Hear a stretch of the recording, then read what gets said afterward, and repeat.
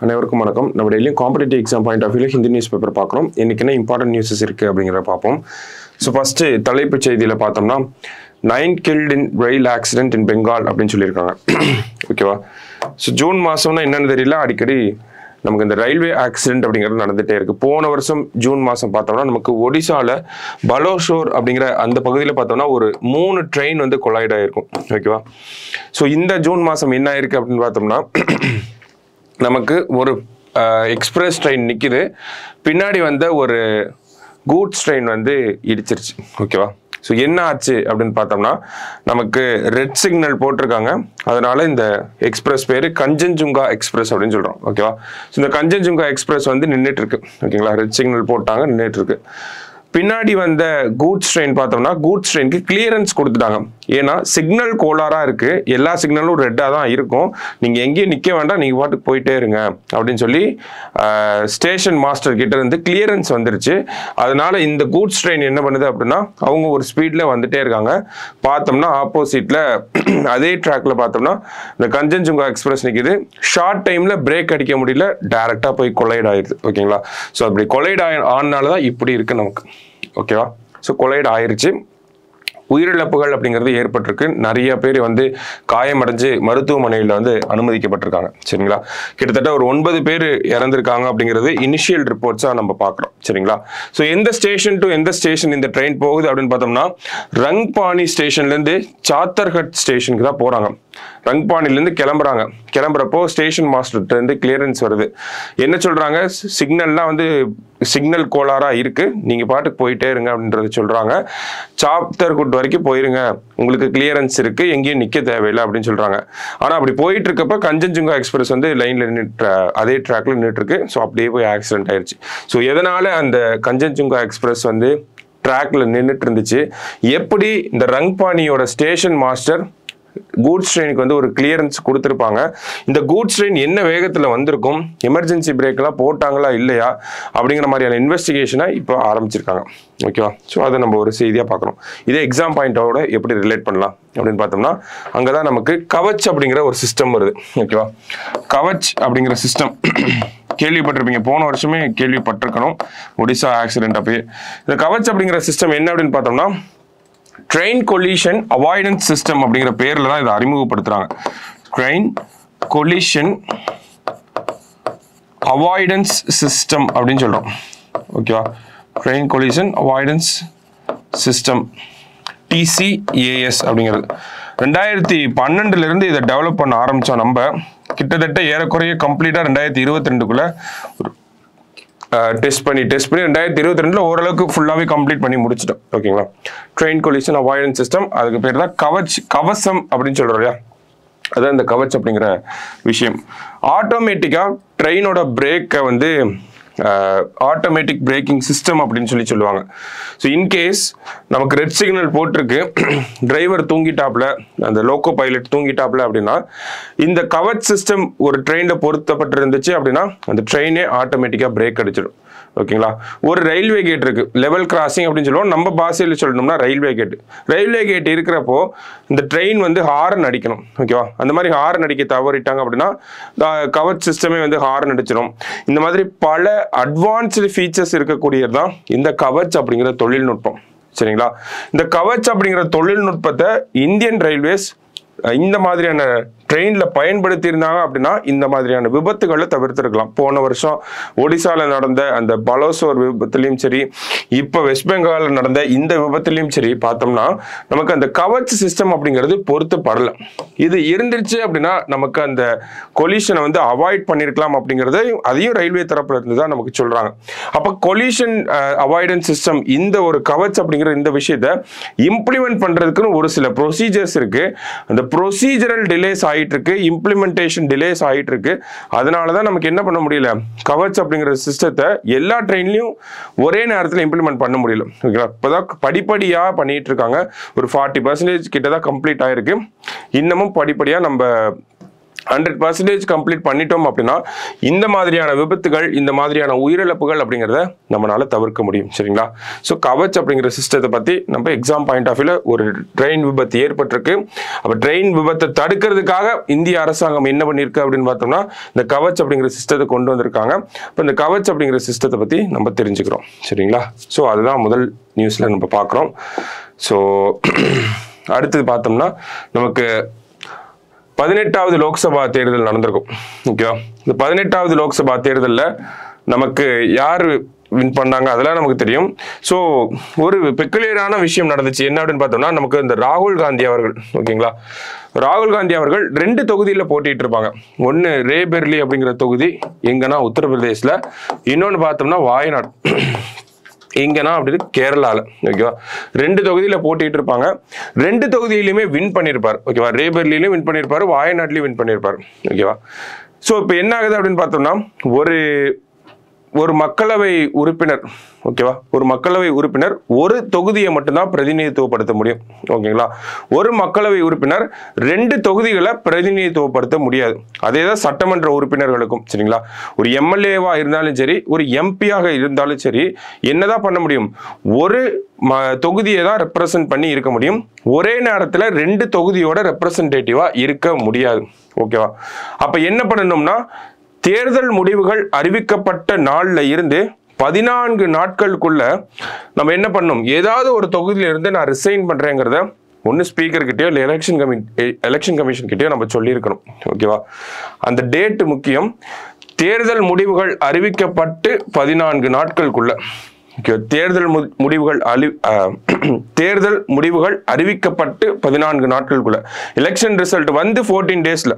இப்போ பார்த்தோம்னா நமக்கு ஜூன் 4 எலெக்ஷன் ரிசல்ட் வந்துச்சு. ஓகேவா? இதுல இருந்து ஒரு 14 நாள் போட்டோம்னா நமக்கு 18ஆம் தேதிக்குள்ள ராகுல் காந்தி அவர்கள், அதாவது இன்னைக்கு உள்ள ராகுல் காந்தி அவர்கள் எந்த தொகுதியிலிருந்து நான் பிரதிநிதியா இருக்க போறேன், எந்த தொகுதியை ராஜினாமா பண்ண போறேன் அப்படிங்கறத சொல்லிருக்கணும். அந்த வகையில நேத்தே அந்த ஒரு முடிவை எடுத்துட்டாங்க. 17ஆம் தேதி நேத்தே எடுத்துட்டாங்க. ஓகேவா? ஸோ அதுதான் நம்ம ரேபெர்லில இருந்து இருக்க போறேன் அப்படிங்கறதெல்லாம் அதெல்லாம் சொல்லியிருக்காங்க. அது அரசியல் சார்ந்த விஷயங்கள். நமக்கு எக்ஸாம் பாயிண்ட் ஆஃப் வியூல இந்த 14 நாட்களுக்குள்ள சூஸ் பண்ணணும் அப்படிங்கறத நம்ம தெரிஞ்சுக்கணும். சரிங்களா? ஸோ அதை தான் நம்ம 2வது செய்தியாக பார்க்குறோம். ஓகே, 2 செய்தி நம்ம பார்த்துருக்கோம். அடுத்தது பார்த்தோம்னா நமக்கு டைரக்டா மற்றபடி இன்னைக்கு செய்திகள் பார்த்தோம்னா ரொம்ப கம்மியாக தான் இருந்துச்சு. எடிட்டோரியல் பேஜில் ஒரு டிஸ்கஷன் இருந்துச்சு. என்ன அப்படின்னு பார்த்தோம்னா அண்டார்டிகாவையும் டூரிசமையும் ரிலேட் பண்ணி ஒரு டிஸ்கஷன். ஓகேவா? ஸோ என்ன சொல்ல வராங்க அப்படிங்கிறத பார்ப்போம். ஃபர்ஸ்ட் என்ன கொடுத்துருக்காங்க அப்படின்னா the last continent must remain a pristine wilderness அப்படின்னு சொல்லி கொடுத்துருக்காங்க. அதில் அண்டார்டிகாவோட டூரிசம் பத்தி தான் சொல்ல வராங்க. ஓகேவா? So the 46th Antarctic treaty consultative meeting என்ன சொல்ல வராங்க? 46th Antarctic treaty consultative meeting was held in Kochi, Kerala அப்படின்னு சொல்லி கொடுத்துருக்காங்க. ஓகேவா? 46th அப்படிங்கிறது முக்கியம். ஓகேவா? 46th Antarctic treaty consultative meeting, ATCM அப்படின்னு சொல்லி ஷார்ட் ஃபார்மா சொல்லுவோம். ஓகேவா? ATCM-ஓட 46th மீட்டிங் அப்படிங்கிறது கொச்சியில வந்து நடந்திருக்கு. ஸோ இந்த மீட்டிங்ல முக்கியமான ஒரு டிஸ்கஷன் பாயிண்டா என்ன இருந்துச்சு அப்படின்னு பார்த்தோம்னா அண்டார்டிக் டூரிசம் அப்படிங்கிறது ஒரு இம்பார்ட்டன்ட் டிஸ்கஷன் பாயிண்டா இருந்துச்சு. அண்டார்டிகால டூரிசம் அப்படிங்கிறது ஏன் இந்த அண்டார்டிக் டூரிசம் அப்படிங்கிறது ஒரு பிக்கஸ்ட் டிஸ்கஷன் பாயிண்டா இருக்கு அப்படின்னு பார்த்தோம்னா நமக்கு இதற்கு முன்னாடிலாம் பார்க்குறப்போ, அதாவது 1990களுக்கு முன்னாடி பார்க்குறப்ப அண்டார்டிகா அப்படிங்கிற கான்டினென்ட்டுக்கு போக பெருசாக யாரும் விருப்பப்பட மாட்டாங்க. ஓகே, அங்கே எல்லாமே பியூர்லி ஐஸ் பேஸ்டாக தான் இருக்கும், ஐஸ் ஷீட் கவர்டாக தான் இருக்கும். ஸோ அந்த மாதிரியான ஒரு பகுதிகளுக்கு டூரிசமாக போகணும் அப்படின்னு சொல்லி யாரும் விரும்ப மாட்டாங்க. ஆனால் அந்த ஒரு நிலை அப்படிங்கிறது இப்போ மாறி இருக்கு. 1990களிலிருந்து பார்க்குறப்போ அந்த டூரிஸ்டோட விசிட் அப்படிங்கிறது இருக்கும் இல்லையா, ஒவ்வொரு வருஷமும் இவ்வளவு டூரிஸ்ட் போறாங்க அப்படிங்கிற ஒரு கணக்கெடுப்பு இருக்கும் இல்லையா, அந்த கணக்கெடுப்பு அப்படிங்கிறது கிராஜுவலா நமக்கு இன்க்ரீஸ் ஆயிருக்கு அப்படிங்கறத சொல்றாங்க. ஓகேவா? 1990s ஒரு 1000 அப்படின்னு இருந்த ஒரு நம்பர் 2022-23 1 லட்சம் டூரிஸ்ட் வர அளவுக்கு இன்க்ரீஸ் ஆயிருக்கு. இதுல அதிகமா இந்த 1 லட்சம் அப்படிங்கிற நம்பர்ல அதிகமா எங்கிருந்து வராங்கன்னா, ஒன்னு அமெரிக்கால இருந்து வராங்க, இன்னொன்னு சைனால இருந்து அதிகமா வராங்க. இந்த 2 நாடுகளே இந்த 1 லட்சம் பேர்ல 40% கான்ட்ரிபியூட் பண்றாங்க அப்படிங்கிற சொல்றாங்க. ஓகேவா? ஸோ டூரிசம் அப்படிங்கிறது அதிகமாயிருச்சு. நமக்கு எந்த நாடுகள் ஓகே, அமெரிக்கா சைனா இருந்துட்டு போறாங்க, பட் ஸ்டில் நமக்கு என்ன இதுல வந்து ஒரு முக்கியமான விஷயம் தெரிஞ்சுக்கணும் அப்படின்னா, டூரிசம் அப்படிங்கிறது டூரிஸ்டோட ஃபிகர் அப்படிங்கிறது இன்க்ரீஸ் ஆகிட்டே போகுது. இப்போ 2023-24 பார்த்தோம்னா 1,18,000 பேர் வந்திருக்காங்க அண்டார்டிகாவுக்கு டூரிசம்காகவே. இது எதற்காக அண்டார்டிகாவுக்கு டூரிசம் போறாங்க அப்படின்னு பார்த்தோம்னா நமக்கு தெரியும், இந்த அட்வென்ச்சர் டூரிசம் அப்படிங்கிறது ஓகேவா. அட்வென்ச்சர் டூரிசம் அப்படிங்கிறது இப்போ இந்த ட்ரெண்டை ஏற்ற மாதிரி பார்த்தோம்னா அட்வென்ச்சர் டூரிசம் அப்படிங்கிறது ரொம்ப ஃபேமஸாக இருக்கு. அங்கே போனோம் அப்படின்னா நமக்கு நிறைய விஷயங்களை சுற்றி பார்க்கலாம். ஸ்கீயிங் போன்ற விஷயங்கள், ஸ்கீயிங் போன்ற விஷயங்கள்லாம் நம்மளால பண்ண முடியும். ஸோ இந்த அட்வென்ச்சர் டூரிசம் பொட்டன்ஷியல் அப்படிங்கிறது அண்டார்டிகாவில் அதிகமாக இருக்கு. அதே மாதிரி அண்டார்டிகா அப்படிங்கிறது நிறைய பேர் வந்து போய் விசிட் பண்ணாத ஒரு பிளேஸ். ஸோ அந்த மாதிரியான ஒரு பிளேஸ்க்கு போகணும் அப்படிங்கிறது ஒரு டிசையர், அதுதான் காரணம் ஓகேங்களா இவ்வளவு டூரிஸ்ட் வர்றதுக்கு. ஸோ என்ன சொல்றாங்க அப்படின்னு பார்த்தோம்னா நமக்கு அண்டார்டிகா அப்படிங்கிறது எந்த ஒரு மக்களுமே இல்லாத ஒரு பகுதி. அண்டார்டிகாவை பார்த்தோம்னா இன்ஹாபிட்டன்ஸ் அப்படிங்கிறது இருக்க மாட்டாங்க ஓகேவா. இப்போ என்ன ஆகுது, டூரிசம் அப்படிங்கிற ஒரு காரணத்துக்காக நிறைய மக்கள் வந்து பீப்புள் போக ஆரம்பிக்கிறாங்க அண்டார்டிகாக்குள்ள.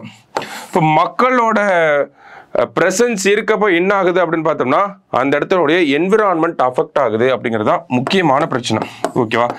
என்விரான்மெண்டல் டீக்ரேடேஷன் ஆஃப் அண்டார்டிகா அப்படிங்கிறது தான் முக்கியமான பிரச்சனை. அதற்காக தான் அண்டார்டிக் டூரிசம் ரெகுலேட் பண்ணணும் அப்படிங்கிற ஒரு பஞ்சாயத்து போயிட்டு இருக்கு ஓகேவா. ஸோ என்ன மாதிரியான பிரச்சனைகள் எழுது அப்படின்னு பார்த்தோம்னா என்விரான்மெண்ட் சார்ந்த பிரச்சனைகள். ஸோ அதுக்கு என்னென்ன கொடுத்துருக்காங்க அப்படின்னு பார்த்தோம்னா வைல்ட் லைஃபோட டிஸ்ரப்ஷன் இருக்கும். ஹியூமன்ஸ் போறாங்க அப்படின்னா அங்க இருக்கக்கூடிய வைல்ட் லைஃப் டிஸ்ரப்ஷன் இருக்கும். அதே மாதிரி increased human presence disturbs wildlife. அடுத்தது டேமேஜஸ் எக்கோசிஸ்டம் கொடுத்துருக்காங்க ஓகேவா. ஸோ ஃபர்ஸ்ட் என்ன சொல்றாங்க, வைல்ட் லைஃப் டிஸ்டர்ப் பண்ணுவோம், அடுத்தது எக்கோசிஸ்டம் அஃபெக்ட் பண்ணுவோம், அடுத்தது ரிஸ்க் இன்ட்ரடியூசிங் இன்வேசிவ் ஸ்பீசிஸ் அப்படின்னு சொல்றாங்க ஓகேவா. ஸோ அண்டார்டிகாவுக்கு நேட்டிவா இல்லாத ஏதாவது ஒரு ஸ்பீசிஸை நம்ம ஒரு ஆக்சிடென்டலி இன்ட்ரடியூஸ் பண்றதுக்கு வாய்ப்புகள் இருக்கு அப்படின்னு சொல்றாங்க. அதே மாதிரி ஷிப் டிராபிக் அப்படிங்கிறது அங்க இருக்கக்கூடிய வாட்டர்ஸை வந்து பொல்யூட் பண்ணும். அதே மாதிரி டூரிசம் அப்படிங்கிறது நமக்கு கார்பன் எமிஷனோட இருக்கும் அப்படிங்கறத சொல்றாங்க. ஏன்னா டூரிசம் அப்படின்னு பார்த்தோம்னா நமக்கு இப்ப இந்தியாவில இருந்து அண்டார்டிகா போறோம்னா கப்பல்ல தான் போய் ஆகணும் ஓகேங்களா. இல்ல ஆஸ்திரேலியால இருந்து போறோம் அப்படின்னா கப்பல்ல தான் போய் ஆகணும். இந்த கப்பல்ல போறப்போ அது வெளியிடக்கூடிய அந்த carbon food print, carbon case emissions அப்படிங்கிறது அதுதான் சொல்றோம் கார்பன் ஃபுட் பிரிண்ட். இப்போ அண்டார்டிகாவுக்கு டூரிசம் போறனால வரக்கூடிய கார்பன் டை ஆக்சைடு எமிஷன், அதுதான் கார்பன் ஃபுட் பிரிண்ட் அப்படின்னு சொல்றாங்க. In terms of Antarctica tourism போறனால வரக்கூடிய கார்பன், அந்த கார்பனோட எமிஷன் அப்படிங்கறத குளோபல் ஃபுட் பிரிண்ட் அப்படின்னு சொல்றோம் நம்ம. அதே மாதிரி பார்த்தோம்னா கிளைமேட் சேஞ்சினால ஏற்படக்கூடிய மாற்றங்கள், அதனால ஏற்படக்கூடிய அங்க அண்டார்டிகால ஏற்படக்கூடிய மாற்றங்கள்னால ஒரு பாதிப்பு, இந்த மாதிரியான பாதிப்புகள்லாம் இருக்கு நமக்கு அப்படின்னு சொல்றாங்க. அப்போ இது வரைக்கும் பார்த்தோம்னா அண்டார்டிகால நமக்கு ரிசர்ச் பேஸ் அப்படிங்கிறது போயிட்டு தான் இருக்கும் ஓகேவா. ரிசர்ச் பண்றதுக்காக எல்லா நாடுகளும் ஒரு ரிசர்ச் பேஸ் அப்படிங்கிறத வச்சிருக்காங்க. பட் ஸ்டில் டூரிசம் அப்படிங்கிறது இந்த ஒரு 10 ஆண்டு காலத்துல தான் வந்து அதிகமாயிட்டே போகுது. இந்த மாதிரி இன்க்ரீஸ் ஆயிட்டே போகுது. நம்ம கிராஃப் போட்டு பார்த்தோம், இந்த மாதிரி 1000 இருந்தது, இப்போ 1,18,000 ஆயிருக்கு.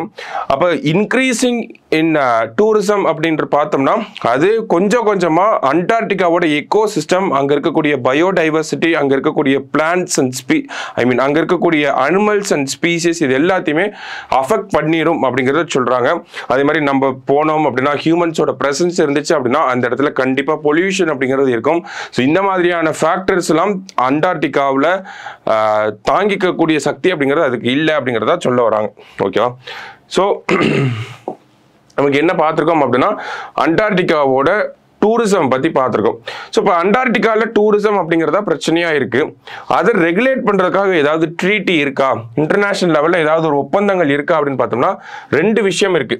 நம்ம ஃபர்ஸ்டே பார்த்தோம், அண்டார்டிக் ட்ரீட்டி கன்சல்டேட்டிவ் மீட்டிங் அப்படின்னு சொல்லி தான் பார்த்தோம் ஓகேவா. அண்டார்டிக் ட்ரீட்டி அதை கன்சல்ட் பண்றதுக்காக ஒரு மீட்டிங், அதனுடைய 46வது மீட்டிங் அப்படிங்கிறதா நம்ம தலைப்புல பார்த்தோம் ஓகேவா. இப்போ அண்டார்டிக் ட்ரீட்டி அப்படின்னா என்ன, எப்போ வந்திருக்கு அப்படின்னு பார்த்தோம்னா இந்த அண்டார்டிக் சார்ந்த விஷயங்களை ரெகுலேட் பண்றதுக்காக அண்டார்டிக் ட்ரீட்டி அப்படிங்கறத போட்டிருப்பாங்க. எப்போ அப்படின்னா 1961ல. அதே மாதிரி பார்த்தோம்னா மேட்ரிட் புரோட்டோகால் அப்படின்னு இருக்கு ஓகே. ஸ்பெயினோட கேபிட்டல் மேட்ரிட்ல வச்சு என்விரான்மெண்ட்டை ப்ரொடெக்ட் பண்ணணும், அண்டார்டிகாவோட என்விரான்மெண்ட்டை ப்ரொடெக்ட் பண்ணணும் அப்படிங்கிறதுக்காக ஒரு புரோட்டோகால் சைன் பண்றாங்க.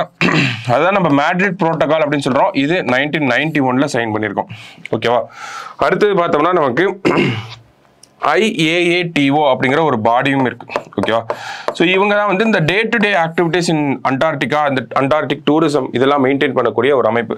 ஸோ இன்டர்நேஷனல் லெவலில் பார்த்தோம்னா இவங்களாம் தான் இருக்காங்க. ஆனால் இவங்களோட ரெகுலேஷன் எல்லாமே இன்னமும் வந்து இன்டென்ஸாக இருக்கலாம் அப்படின்னு சொல்கிறாங்க. இப்போ IAATO இவங்கெல்லாம் பார்த்தோம்னா இவங்களோட ரெகுலேஷன்ஸ்லாம் ஒரு கைட்லைன்ஸ் மாதிரி தான் இருக்கு. ஓகேவா? ஸோ இந்த கைட்லைன்ஸ்லாம் இந்த காலகட்டத்துக்கு தகுந்த மாதிரி இல்லை அப்படிங்கிறது ஒரு குற்றச்சாட்டு. இந்தியா போன்ற நாடுகளுடைய குற்றச்சாட்டு அதுதான். அதான் நம்ம என்ன பண்ணியிருப்போம்னா 46வது மீட்டிங் கொச்சின்ல நடந்தப்போ இந்த அண்டார்டிக் டூரிசமை ரெகுலேட் பண்றதுக்கு எல்லா நாடுகளும் ஒருமனதாக ஒத்துக்கிட்டு எல்லா நாடுகளும் சேர்ந்து ஒரு ரெகுலேட்டரி ஃப்ரேம் ஒர்க்கை கொண்டு வரணும். ஒரு ரெகுலேட்டரி ஃப்ரேம் ஒர்க் அப்படிங்கிறது அண்டார்டிக் டூரிசம் மேனேஜ் பண்றதுக்கு தேவை அப்படிங்கறத சொல்லியிருப்பாங்க. ஓகேங்களா? ஸோ இந்தியா இந்த ரெகுலேட்டரி ஃப்ரேம்வொர்க் அண்டார்டிக் டூரிசமை ரெகுலேட் பண்ணணும் அந்த மாதிரியான விஷயங்களுக்காக, அண்டார்டிக் சார்ந்த விஷயங்களுக்காக ஏதாவது ஒன்று பண்ணியிருக்காங்களா அப்படின்னு பார்த்தோம்னா அந்த இடத்துல ஒரு முக்கியமான விஷயம் இருக்கு. என்ன அப்படின்னா நம்ம பார்த்தோம் 2 அண்டார்டிக் ட்ரீட்டி அப்படிங்கிறத பார்த்தோம், மேட்ரிட் புரோட்டோகால் அப்படிங்கிறத பார்த்தோம், அண்டார்டிகோட என்விரான்மெண்ட் ப்ரொடெக்ட் பண்றதுக்காக உலகளாவிய அளவில் இருக்கக்கூடிய சட்டங்கள் அதெல்லாம் அப்படின்னு சொல்லி பார்த்துருந்தோம். அதெல்லாம் நடைமுறைப்படுத்துறதுக்காக அண்டார்டிக் ஆக்ட் அப்படின்னு சொல்லி இந்தியா கொண்டு வந்திருக்காங்க. ஓகேவா? அண்டார்டிக் ஆக்ட் அப்படின்னு சொல்லி இந்தியா கொண்டு வந்திருக்காங்க. எப்போ அப்படின்னு பார்த்தோம்னா ரொம்ப சமீபத்தில் 2022 தான் இந்த ஒரு சட்டம் போட்டிருப்பாங்க. ஓகேவா? ஸோ அப்போ இந்தியா கவர்மெண்ட் என்ன சொல்றாங்க அப்படின்னா நாங்கள் எங்களோட பங்களிப்பை வந்து பண்ணிட்டோம். இந்த மாதிரி அண்டார்டிக் ஆக்ட் எல்லாம் போட்டு எங்களோட ஒரு ரோலை வந்து நாங்கள் பண்ணிட்டோம். பட் ஸ்டில் உலக அளவில் இந்த அண்டார்டிக் டூரிசமை ரெகுலேட் பண்ண வேண்டிய ஒரு கட்டாயத்தில் இருக்கோம். இந்த ஒரு பாயிண்ட்டை விட்டுட்டோம்னா அது அன்ரெகுலேட்டடாக போயிடும் அப்படின்னு சொல்லிட்டு ஒரு ரெகுலேட்டரி ஃப்ரேம்வொர்க் அப்படிங்கிறது அண்டார்டிக் டூரிசம்க்கு தேவை அப்படிங்கிற ஒரு கண்ணோட்டத்தில் தான் இந்த ஒரு ஆர்டிக்கிள் எழுதியிருப்பாங்க. ஓகேவா? ஸோ இதில் இருக்கக்கூடிய முக்கியமான விஷயங்கள் பார்த்தோம்னா நமக்கு நிறைய டேட்டாஸ் இருக்கும். ஓகேவா? இந்த கன்சல்டேட்டிவ் மீட்டிங் அப்படிங்கிறது எங்கே நடந்துச்சு அப்படின்னா கேரளாவில் நடந்துச்சு. அடுத்தது அண்டார்டிக் ட்ரீட்டியோட இயர், மேட்ரிட் புரோட்டோகாலோட இயர், இந்தியா வந்து அண்டார்டிக்னு தனியாக ஏதாவது லா வச்சிருக்காங்களா, அண்டார்டிக் ஆக்ட் 2022, இந்த மாதிரி சில ஃபேக்சுவல் இன்ஃபர்மேஷன்ஸ்லாம் இருக்கு. ஸோ அதெல்லாம் நல்லா நோட் பண்ணி வச்சுக்கோங்க. அண்ட் தென் ஜஸ்ட் பேசிக்காக இந்த ஒரு ஆர்டிக்கலை பார்த்து வச்சுக்கோங்க. சரியா? ஸோ இன்னைக்கு நியூஸ் பேப்பரில் இருந்த முக்கியமான விஷயங்கள் அப்படின்னு பார்த்தோம்னா இந்த ஒரு 3 ஆர்டிகல்ஸ் தான். நம்ம நாளைக்கு நியூஸ் பேப்பரில் மீட் பண்ணலாம். தேங்க்யூ.